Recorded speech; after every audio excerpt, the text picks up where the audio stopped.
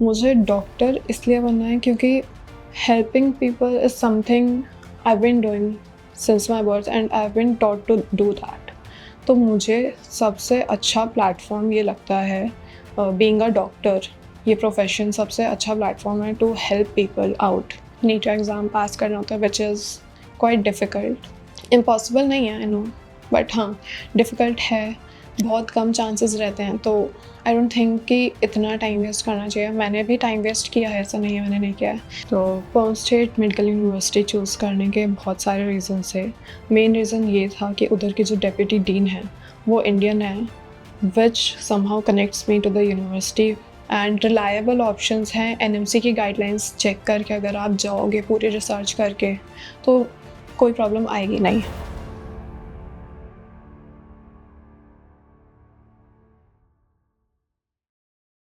Hello everyone, मेरा नाम अंशिका है। Perm state medical university Russia में एडमिशन ले रही हूँ। मुझे डॉक्टर इसलिए बनना है क्योंकि helping people is something I been doing since my birth and I been taught to do that.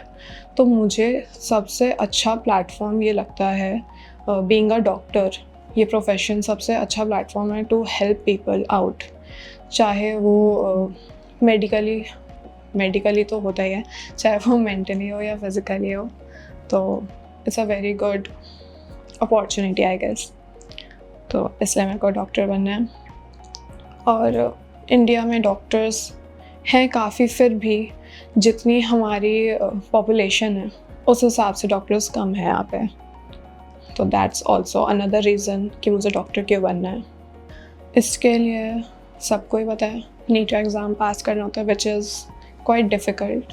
Impossible नहीं है आई नो, बट हाँ डिफ़िकल्ट है, बहुत कम चांसेस रहते हैं। तो आई डोंट थिंक कि इतना टाइम वेस्ट करना चाहिए। मैंने भी टाइम वेस्ट किया है, ऐसा नहीं है मैंने नहीं किया है। आई वॉज़ विशिंग कि मैंने ड्रॉप ना लिया होता और मैं पिछले साल ही एडमिशन ले लेती, चाहे अब्रॉड ही। तो ये चीज़ मैं एडवाइस करूँगी कि आप लोग बिल्कुल भी ना करें। मैं नहीं चाहती कि किसी को रिग्रेट हो। तो अगर आपके मार्क्स आ रहे हैं 500 to 600 तो आप एक चांस दो उस चीज़ को बस। अगर होता है तो बहुत अच्छा है, कॉन्ग्रेचुलेशंस। एंड रिलायबल ऑप्शंस हैं एनएमसी की गाइडलाइंस चेक करके। अगर आप जाओगे पूरी रिसर्च करके तो कोई प्रॉब्लम आएगी नहीं। तो पर्म स्टेट मेडिकल यूनिवर्सिटी चूज़ करने के बहुत सारे रीज़न थे। मेन रीज़न ये था कि उधर की जो डेप्यूटी डीन है वो इंडियन है, which somehow connects me to the university more than the other ones. क्योंकि चाहे आपका पर्सनल रिलेशन हो या ना हो, बट अपनी कंट्री का कोई उधर होना एक बहुत ही ज़्यादा कंफर्टिंग थिंग होती है। तो दैट्स द मेन रीज़न।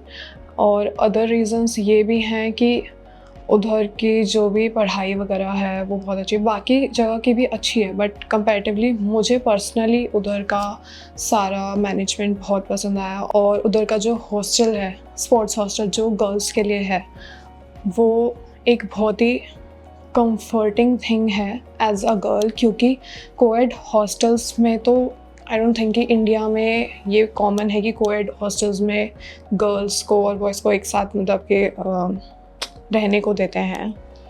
तो ये बहुत अच्छी चीज़ है। और उधर का जो क्लिनिकल एक्सपोजर है वो बहुत अच्छा लगा उनको। मैंने इंस्टाग्राम का पेज उनका फॉलो कर रखा है। आई सी एवरीथिंग जो भी उधर पोस्ट होता है। बच्चों का एक्सपीरियंस मेरे को बहुत अच्छा लगा। जो उधर के स्टूडेंट्स हैं उनका एक्सपीरियंस भी उधर पोस्ट होता है, तो मेरे को बहुत अच्छा लगा। और जो पर्म सिटी है मेरे को वो बहुत ज़्यादा प्यारी लगी। बस ये कुछ मेन चीज़ें हैं जो मेरे को उधर की अच्छी लगी।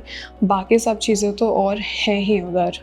The advice to my juniors it will be कि ज़्यादा सोचो मत, just take a step forward. और उस स्टेप के बारे में ज़रूर सोचो पूरा। Like you should be assured कि हाँ मैंने खुद से ये सोचा हूँ, किसी के कहने पे नहीं। एडवाइस लो पर करो जो आपका दिल कह रहा है, क्योंकि इन दी एंड आपको रिग्रेट नहीं होना चाहिए किसी चीज़ का। और जो भी किसी भी चीज़ का जो भी आउटकम हो, आपको ये होना चाहिए कि हाँ ये मेरे डिसीजन की वजह से हुआ है। तो आप थोड़ा सा रिलीफ में रहोगे कि हाँ किसी और के कहने पे तो मेरा कुछ इधर उधर नहीं हो रहा है। तो ये चीज़ है। तो हाँ मैं अभी बहुत ही ज़्यादा नर्वस, एंशियस, थोड़ी सी डरी हुई भी, क्योंकि मैंने पर्सनली काफ़ी स्टूडेंट्स ने हॉस्टल में रह के नीट की तैयारी करी होगी, पर मैंने हमेशा घर में ही रह के पढ़ाई करी है और मैं कभी भी अपने घर से बाहर नहीं गई हूँ। इवन फॉर अ वीक मैं दूर नहीं रही हूँ। तो उस वजह से मेरे को थोड़ा ज़्यादा वो हो रहा है कि how will I survive without my family.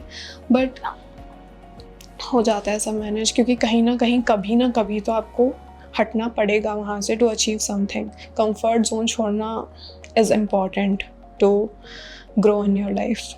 पापा 6 महीने में जो आप मेरे को बोलते रहते हो कि मैं आ जाऊँगी वापस, नहीं मैं नहीं आऊँगी, और बस learn to live without me, आदत डाल लो, दैट्स इट।